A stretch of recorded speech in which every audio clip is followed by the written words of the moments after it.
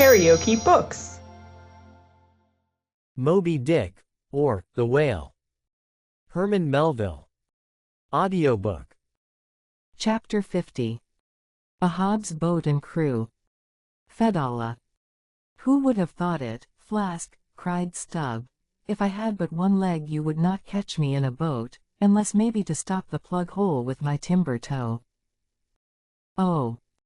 He's a wonderful old man. I don't think it so strange, after all, on that account, said Flask. If his leg were off at the hip, now, it would be a different thing. That would disable him, but he has one knee, and good part of the other left, you know.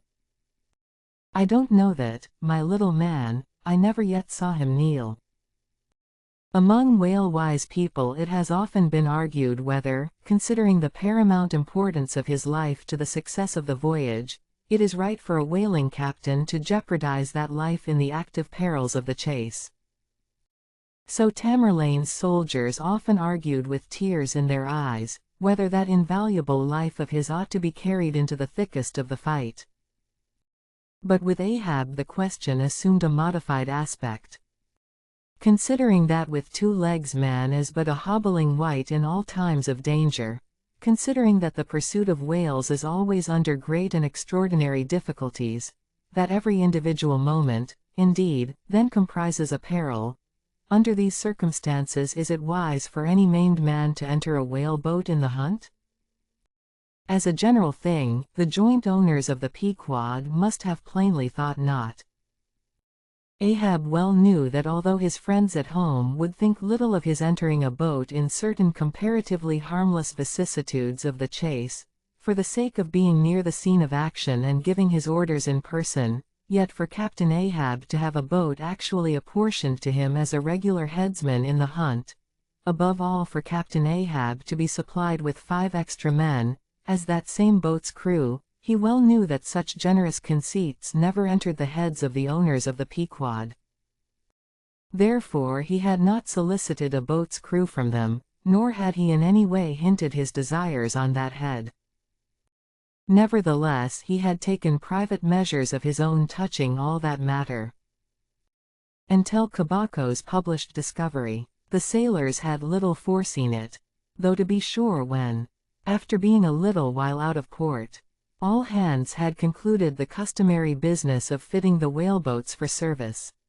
When some time after this Ahab was now and then found bestirring himself in the matter of making thole pins with his own hands for what was thought to be one of the spare boats, and even solicitously cutting the small wooden skewers, which when the line is running out are pinned over the groove in the bow, when all this was observed in him, and particularly his solicitude in having an extra coat of sheathing in the bottom of the boat, as if to make it better withstand the pointed pressure of his ivory limb, and also the anxiety he evinced in exactly shaping the thigh-board, or clumsy cleat, as it is sometimes called, the horizontal piece in the boat's bow for bracing the knee against in darting or stabbing at the whale.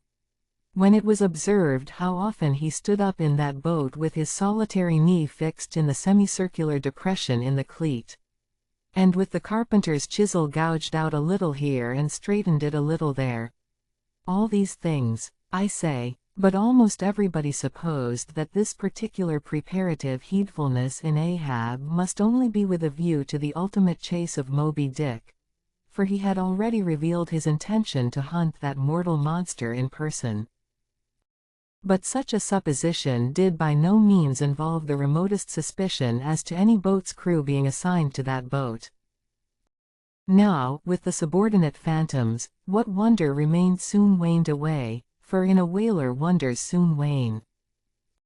Besides, now and then such unaccountable odds and ends of strange nations come up from the unknown nooks and ash-holes of the earth to man these floating outlaws of whalers, and the ships themselves often pick up such queer castaway creatures found tossing about the open sea on planks, bits of wreck, oars, whaleboats, canoes, blown-off Japanese junks, and what not, that Beelzebub himself might climb up the side and step down into the cabin to chat with the captain, and it would not create any unsubduable excitement in the forecastle. But be all this as it may, certain it is that while the subordinate phantoms soon found their place among the crew, though still as it were somehow distinct from them, yet that hair-turbaned Fedallah remained a muffled mystery to the last. Whence he came in a mannerly world like this, by what sort of unaccountable tie he soon evinced himself to be linked with Ahab's peculiar fortunes, nay, so far as to have some sort of a half-hinted influence, heaven knows, but it might have been even authority over him, all this none knew. But one cannot sustain an indifferent air concerning Fedallah.